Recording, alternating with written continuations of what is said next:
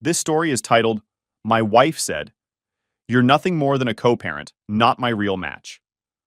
So I became exactly that, detached, indifferent, and unavailable, but when she finally noticed, it was already too late. Hey Reddit, throwaway for obvious reasons. Never thought I'd be sharing this story here, but I've been lurking in this sub for a while and think maybe my experience could help someone else going through the same bullshit. I, 36 male, met Sarah, 34 female, during sophomore year of college. She was this gorgeous psychology major with fiery opinions about everything, always talking about breaking gender norms and dismantling the patriarchy and shit like that. I was more practical, business major, working 2 jobs to pay my way through school without debt. Despite being different, we clicked. I found her passion attractive at first, and she seemed to appreciate my stability. We dated through college, moved in together after graduation, and got married at 27.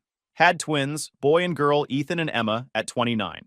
After college, I landed a job at a financial firm, worked my ass off, putting in insane hours, staying late, bringing work home on weekends, the whole deal. Eventually made senior portfolio manager. Good money, but exhausting. Meanwhile, Sarah bounced between careers, started in HR, quit to try marketing, then decided to be a freelance writer, focusing on women's issues. That last one never actually made money, but she insisted it was her passion and that I should support her dreams. Her blog became her identity. It was all about empowering women to break free from societal expectations and recognizing toxic relationship patterns. The irony of this will become clear soon. While I was building my career and supporting our family, she was busy going to networking events and women's circles and running her blog that maybe 50 people read. I don't want to sound bitter, but looking back, I was handling most of the household stuff too. Getting up with the kids, making breakfast, helping with homework, attending school events. Not because I was some amazing dad, but because someone had to do it, and she was always too busy finding herself. So that's where we were when this all went down. Me working 50 to 60-hour weeks, handling most of the parenting, while she built her brand and complained I wasn't emotionally available enough. It all happened on a completely normal Tuesday evening. Nothing special about the day. I just put the twins to bed after working a 12-hour day. I was exhausted, but had managed to help Ethan with his science project and read Emma her favorite story before they fell asleep. I came downstairs and found Sarah in the kitchen, rinsing a plate at the sink. I was thinking about maybe watching an episode of something together before bed, one of the few activities we still shared. That's when she just dropped it on me. You're nothing more than a co-parent to me, Tom. Not my real match. Fucking gut punch. You know that feeling when all the air leaves your body at once? This was worse. Way worse. Her voice was so calm. Like she was telling me we needed more dish soap or something. Not like she was throwing away 10 years of marriage with a single sentence. I just stood there like an idiot, staring at the back of her head. She didn't even turn around, just kept washing that stupid plate like nothing had happened. So that's how you see me, I managed to say. My voice sounded weird, like it belonged to someone else. She shrugged, literally shrugged, and said, I think we both know this hasn't been a real marriage for a long time. You don't challenge me intellectually. You don't really get what I need as a woman in today's world. The worst part wasn't even what she said. It was how she said it. No emotion. No regret. Nothing. Like I was just some random dude she had to deal with because we happened to have kids together. Not the man who'd spent the last decade supporting her through 3 different career changes, who paid for her finding herself retreats, who kept the household running while she worked on her blog that never made a single dollar. I want a partner who can match my energy and understand my journey, she continued, finally turning to face me. Someone who challenges me and appreciates my growth. I've evolved so much in the past few years, and you're still, well, you're still the same. The same? I had gone from entry-level analyst to senior portfolio manager. I had learned to be a father. I had supported her through every whim and passion project. But apparently that wasn't growth. I'm not saying we need to end things, she added, seeing my expression. The kids need stability. We can still co-parent effectively. I just think we should be honest about what this relationship really is. She said it like she was doing me a favor.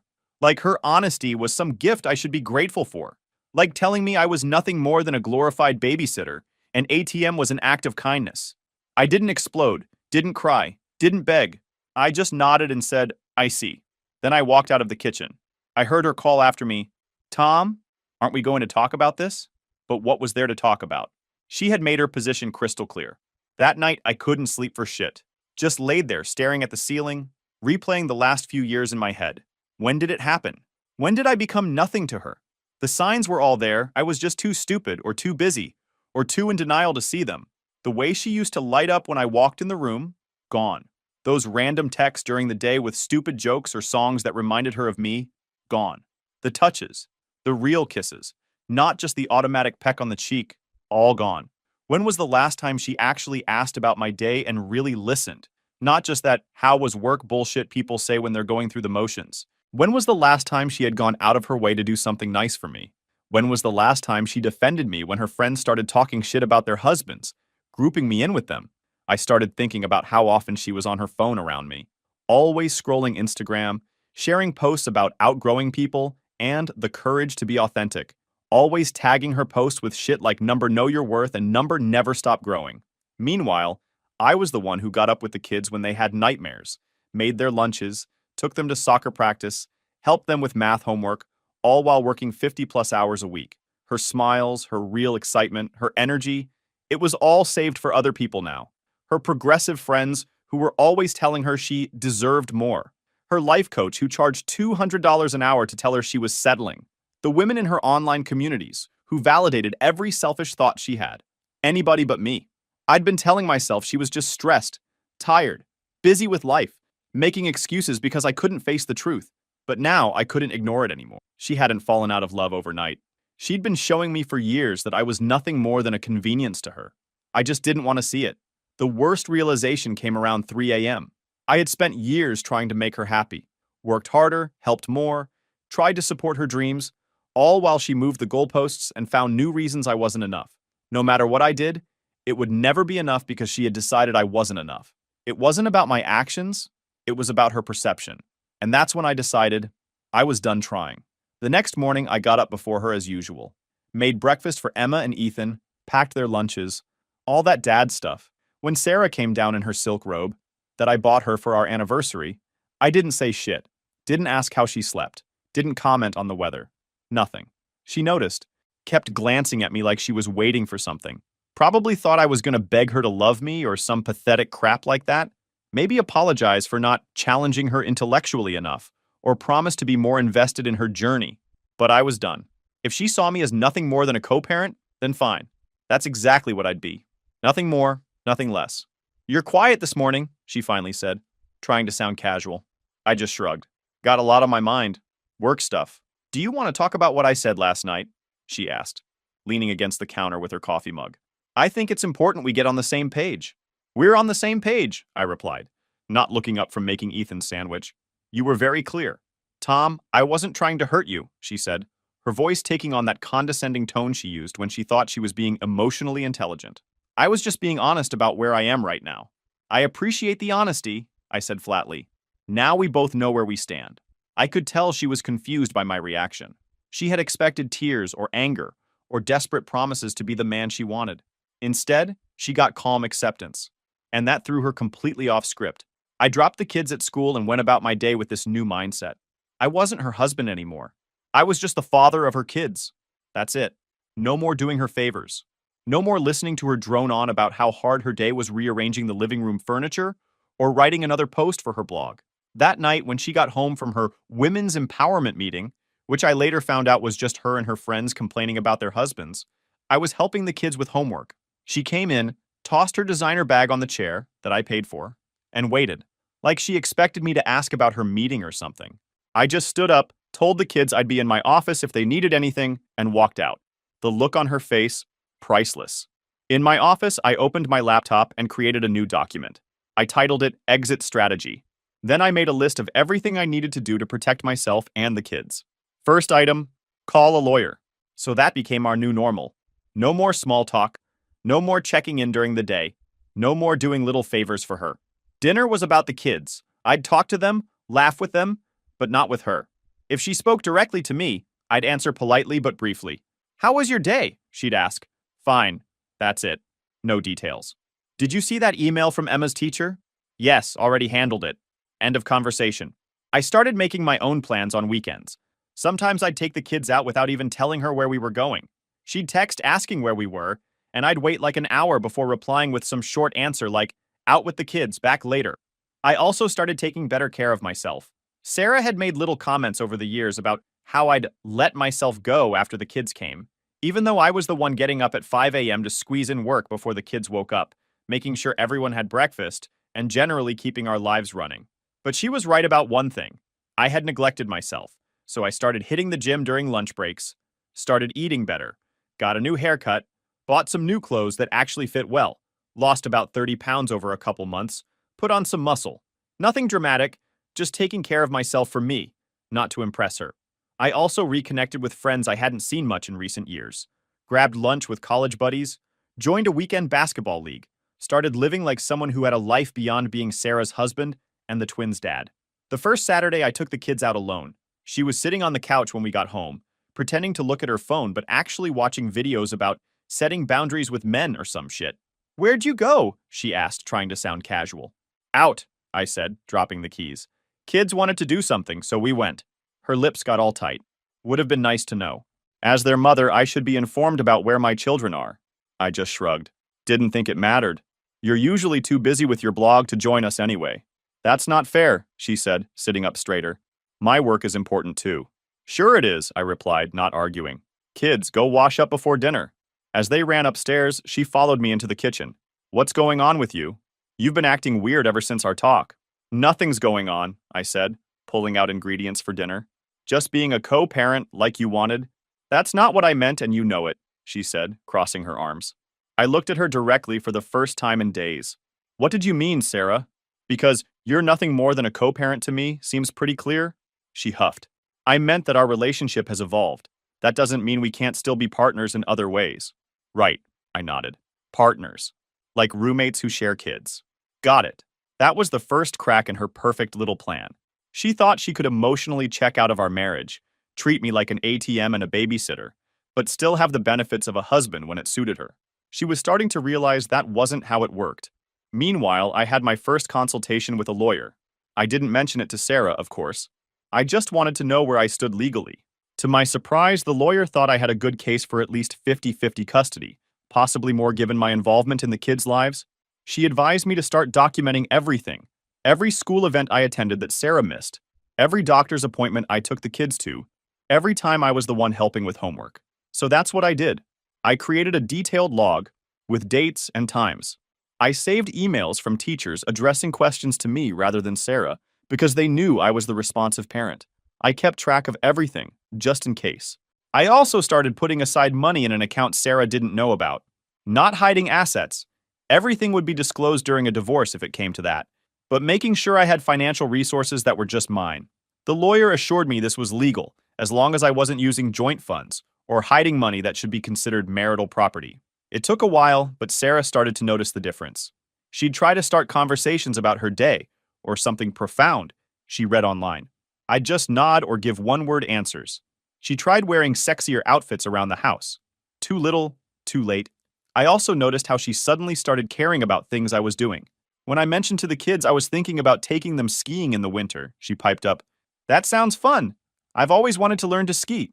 I just nodded and continued my conversation with Emma and Ethan, completely ignoring her attempt to include herself. One night, about 6 weeks into this new arrangement, I was reading a book on the couch when she sat down next to me, closer than she had in months.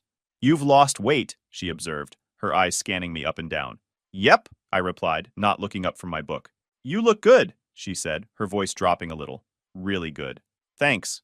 Still not looking up. "Tom," she said, placing her hand on my arm. "Can we talk? I feel like there's this wall between us lately." I finally looked at her. "What do you want to talk about?" "Us," she said, looking relieved that she'd gotten my attention. "I feel like you've completely withdrawn from me." "I'm just respecting the parameters you set," I said calmly. "You made it clear what I am to you. I'm adjusting accordingly." "I think you misunderstood what I was trying to say," she backpedaled. "I never meant that I don't care about you or that I don't value our relationship." I closed my book. "What did you mean then when you said I'm nothing more than a co-parent to you? What possible interpretation of that should I have taken?" She faltered. I was trying to be honest about feeling disconnected. I didn't mean it should stay that way forever." "Well, I've had some time to think about it, and I realized you were right," I said, standing up. "We are just co-parents, and that's all we need to be for the twins' sake." I walked away, leaving her sitting there. For the first time, she was the one watching me go. Then one night, she came home looking all irritated, after seeing one of her friend's social media posts about a romantic vacation. I was in the living room, reading a book, looking better than I had in years. And she just stood there like she was waiting for me to acknowledge her. "You've been acting weird for weeks," she finally said. I looked up from my book. "Weird how?" "I don't know. Just different. Distant. It's like you're not even trying to make our relationship work." I closed my book. "I thought this is what you wanted." She blinked like I'd slapped her. "What?" "You said we're just co-parents," I reminded her, keeping my voice flat. "So that's what I'm doing. Parenting. Everything else is irrelevant, right? Isn't that what you and your empowerment group are always talking about? Being your authentic self?" She just stared at me, opened her mouth to say something, then stopped. That told me everything I needed to know. She hadn't expected this. She thought I'd chase after her, beg for her attention, keep trying to win her back while she kept treating me like shit. Instead, I'd given her exactly what she asked for, and now she was the one who didn't know how to handle it. "This isn't what I wanted," she finally said, her voice quiet. "I wanted us to work on our relationship, not give up on it." "Funny way of showing it," I replied. Telling someone they're nothing more than a co-parent doesn't usually inspire them to invest more emotionally. "I was frustrated," she said, sitting down across from me. "I felt like you weren't hearing me when I talked about feeling unfulfilled. And now I hear you loud and clear," I said. Message received. She looked at me for a long moment. "So that's it? After 10 years of marriage? You're just checking out?" The irony was so thick I almost laughed. I learned from the best. After that night, things changed again. She started watching me, listening more, trying to figure out what was going on. She'd hesitate before speaking, like she was choosing her words carefully. She was waiting for me to crack, to break this new routine. But I didn't. She started trying to get my attention in little ways, asking if I wanted something from the store, mentioning shows we used to watch together, getting more direct, wearing the lingerie that had been collecting dust in her drawer, talking about how important male energy was in the house. Complete 180 from her usual "men are the problem" bullshit. I noticed she'd stopped posting all those passive-aggressive quotes about outgrowing relationships and knowing your worth on social media too. Funny how that works. One evening after the kids were in bed, she cornered me in the kitchen while I was cleaning up. "You really don't care, do you?" she asked. "About what?" I said, putting the last dish in the rack. She let out this frustrated breath. "About any of this. About us." I just looked at her and shrugged. "There is no us." Her jaw got tight. "So that's just it? You're fine with things being like this?" I dried my hands and looked her straight in the eyes. "No, but I've accepted it. You made it clear how you see me. I'm just doing the same." "That's not what I meant when I said that," she said, all defensive. I almost laughed. "Isn't it? You've spent the last few years treating me like I'm nothing but a checkbook and occasional babysitter. You and your friends sit around talking about how men are useless while I'm the one doing everything to keep this family going. Well, congratulations. You convinced me that we're just co-parents. That's all we'll ever be now." "Tom, please," she said, and I could see tears forming in her eyes. "I made a mistake. I was just lashing out because I felt ignored." Ignored? Now I did laugh. "Sarah, I have bent over backwards for you for years. I supported every career change, every hobby, every finding yourself phase. I've been the one keeping this family functioning while you were busy posting inspirational quotes on Instagram. So don't talk to me about feeling ignored." She wiped at her eyes. "I know I've made mistakes. We both have. But don't we owe it to ourselves? To the kids? To try and fix this?" "The time to fix it was before you decided I was just a co-parent," I said. "You don't get to downgrade someone and then be surprised when they stop treating you like a priority." She wanted to argue but couldn't. She knew I was right. She'd been the one to kill whatever we had. She'd spent so long convincing herself I was just playing a role in her life that didn't matter. And now that I'd stopped trying, now that I'd removed myself emotionally, she was realizing what that actually meant. She expected me to chase her, to fight for a place in her life she'd already written me out of. But when I didn't, she was the one feeling the distance. Over the next few weeks, her efforts to reconnect intensified. She started cooking my favorite meals, asking about my day and actually listening, offering to take care of the kids so I could have me time, suggesting date nights, initiating physical contact, but it was too late. I couldn't unsee what I'd seen. I couldn't unfeel what I'd felt when she so casually dismissed our entire relationship.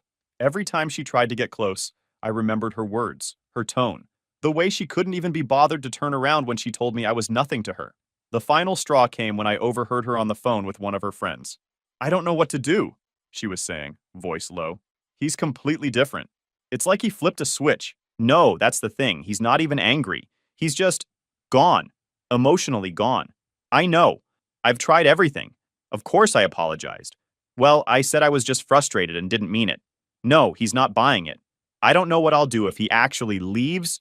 Yes, I know that's what I was talking about before, but I didn't actually want a divorce. I just wanted him to pay more attention to me. That confirmed everything. Her honesty about our relationship had just been a manipulation tactic. She thought if she threatened my place in her life, I'd work harder to please her. Instead, I called her bluff, and now she was panicking. I stepped away before she could see me.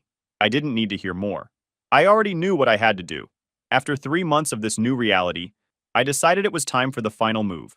No need for drama or big emotional scenes, just clarity and the ultimate mic drop. One night after the kids were asleep, I sat across from Sarah at the kitchen table with a manila folder. "We need to talk," I said. She looked up from her phone, maybe even looking hopeful. "Yeah, I want a divorce." I expected something. Anger, resistance, tears, I don't know. But what I got was silence. She just sat there staring at me like she couldn't process what I'd said. When she finally spoke, her voice was quiet. "Are you serious?" I nodded. "Completely."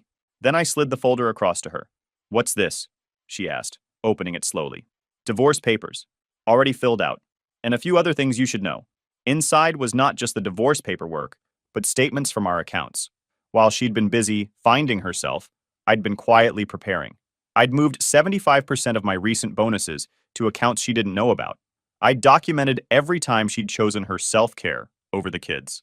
I had records of all the times I was the one who showed up for school events while she was at her retreats. Most importantly, I had a letter from my lawyer explaining that given my income and the custody arrangement I was proposing, me with primary custody, she would likely be paying me child support, not the other way around. Her face went white. "You can't be serious. The courts always favor the mother." "Not when the mother has barely been present," I said calmly. "I've been documenting everything for months. The kids' teachers know me, not you. I'm the one who takes them to doctor appointments. I'm the one who helps with homework. You're too busy with your blog and your journey to be a present parent." I pulled out my phone and showed her the calendar app where I'd meticulously tracked every school event, doctor's appointment, and parent-teacher conference for the past 6 months, noting who attended each one. "The custody evaluator is going to take one look at this and see who's actually been parenting these kids," I said. "And it's not you." But I need time to figure things out," she stammered. "You know my blog is about to take off. My life coach says I'm on the verge of a breakthrough." "Yeah, you've been saying that for 3 years now. Meanwhile, I've been promoted twice and saved enough to put the kids through college. What exactly have you contributed besides Instagram posts about how oppressed you are?" Her eyes filled with tears.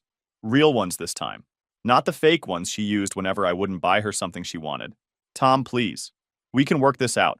I didn't mean what I said that night. I was just frustrated. I leaned back. "Why now?" The thought of losing your meal ticket finally sinking in? "It's not about the money," she protested. "I love you. I've always loved you." That almost made me laugh. "You haven't looked at me with anything but contempt for years. Until I stopped giving a shit. Suddenly you care? Please. Tom, think about the kids," she pleaded. "They need both of us together. They need parents who respect each other," I corrected her. "And you've made it clear you don't respect me. You've made it clear I'm just a co-parent to you. So that's what we'll be. Co-parents, separately." "I'll fight this," she said, her tone shifting from pleading to threatening. "I'll get a lawyer. I'll tell them you've been planning this for months, hiding money." "Go ahead," I interrupted. "Everything I've done is legal. I've consulted with 3 different lawyers to make sure of it. And by the way, that threat you just made? I recorded it." I tapped my phone, which had been sitting on the table the whole time. "One-party consent state. Threatening to make false claims during divorce proceedings doesn't look good in court." Her face crumpled. She knew she was beaten. The next few days were pathetic. She tried everything. Crying. Begging. Suddenly, she was the perfect wife. Cooking dinner, asking about my day, trying to get me to sleep in our bed again. I'd been in the guest room for weeks. She even told her feminist friends to go fuck themselves when they started in on their usual man-hating bullshit. One of them called to ask if I'd done something to her because Sarah had defended me so aggressively. The final blow came when I took the kids to meet with the real estate agent about selling the house. Sarah wasn't included in the meeting. When she found out, she completely lost it. "You can't sell our house without me!" she screamed. "Actually, I can," I said calmly. "Check the deed. It's in my name. Your credit was too poor to be on the mortgage, remember? Because of all those credit cards you maxed out on self-care?" I showed her the deed. Her name wasn't on it. We had talked about adding her after her credit improved, but she had never gotten around to sorting out her finances. She collapsed on the couch, sobbing. What am I supposed to do? Where will I go? I shrugged. Not my problem anymore. We're just co-parents, remember? And barely that, considering how little parenting you actually do. A week later, she showed up at my office, begged me to reconsider, said she'd do anything. Couples therapy, quit her blog, get a real job, whatever I wanted. It's too late, I told her. You decided I wasn't worth loving years ago. You just didn't expect me to eventually agree with you. The divorce proceeded quickly. Sarah didn't contest it. She couldn't afford a lawyer who could match mine, and she knew the evidence wasn't in her favor. The judge awarded me primary physical custody, with Sarah getting every other weekend and one dinner visit per week. The look on her face when the judge announced his decision was something I'll never forget. Pure shock. She had been so convinced that being a mother automatically meant she'd get the kids, regardless of her actual parenting. Reality hit her hard. As for the house, it sold for more than I expected. I used my portion to buy a nicer place closer to the kids' school. 3 bedrooms, a big backyard, a proper office where I could work from home some days to be more available for the twins. Sarah ended up in a small 1-bedroom apartment across town. She had to get a real job for the first time in years, some entry-level admin position that barely covered her rent. Her blog remained a hobby that no one read. The first time she dropped the kids off after her weekend with them, I saw her looking around my new house with envy. It was everything she had wanted. Open floor plan, modern kitchen, the works. But it wasn't hers anymore. The kids seem to like it here, she said, trying to sound casual. They do, I confirmed. They've each got their own room, and there's a park down the street. She nodded, shifting awkwardly. Listen, Tom, I've been thinking a lot about everything. I made a huge mistake. The biggest mistake of my life. I took you for granted, and I'm paying for it every day. I just looked at her. Yes, you are. Is there any chance at all that we could try again? For the kids? For us? Her eyes were pleading. I shook my head. There is no us, Sarah, remember? We're just co-parents now. That's all we'll ever be. The words hit her exactly as they had hit me all those months ago. I watched the hope drain from her face, replaced by the realization that she had done this to herself. I'll pick them up Wednesday for dinner, she said finally, voice hollow. 6 p.m., I confirmed. Don't be late. I closed the door and turned back to my kids, my home, my life. A life that was finally mine again. Update. It's been 2 years since the divorce. I'm in a good place now. The kids are thriving. They're 11 now, doing great in school, active in sports and other activities. I'm dating a pediatric nurse I met at one of Ethan's doctor appointments. She's everything Sarah wasn't. Supportive, present, genuinely interested in both me and the kids. Sarah? Last I heard, she had to move to an even smaller apartment. Her blog finally died a quiet death. Her feminist friends abandoned her when she couldn't afford to go to brunches and workshops anymore. She calls me sometimes, usually after she's had a bad date or a hard day, crying about how she made the biggest mistake of her life. And I just say, I know, but we're just co-parents now. That's all we'll ever be. The kids still see her every other weekend, but even they have noticed the difference. Mom's always on her phone when we're there, Emma told me once. Not like here where we actually do stuff together. That's the real victory for me. Not the house, not the money, not even seeing Sarah face the consequences of her actions. It's knowing that my kids see and appreciate a parent who's actually present and engaged in their lives. So that's my story, Reddit. If you're in a similar situation, being taken for granted, being treated like you're nothing more than a convenience in someone else's life, know that you deserve better.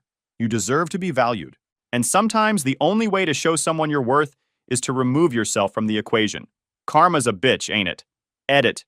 Holy shit, this blew up. Thanks for all the awards and support, bros.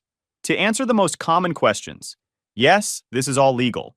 Consult a good lawyer and document everything if you're in a similar situation. No, I don't feel bad for her. She made her choices. Yes, the kids are doing great. Kids need stability and attention, not Instagram perfect family photos. Edit 2. For those asking about the financial stuff, talk to a financial advisor ASAP if you think your marriage is heading south. There are legal ways to protect yourself that don't count as hiding assets. Don't wait until it's too late. Edit 3. No, I'm not bitter. I've moved on. Writing this out was actually therapeutic. And yes, Jessica, the nurse I'm dating, knows all about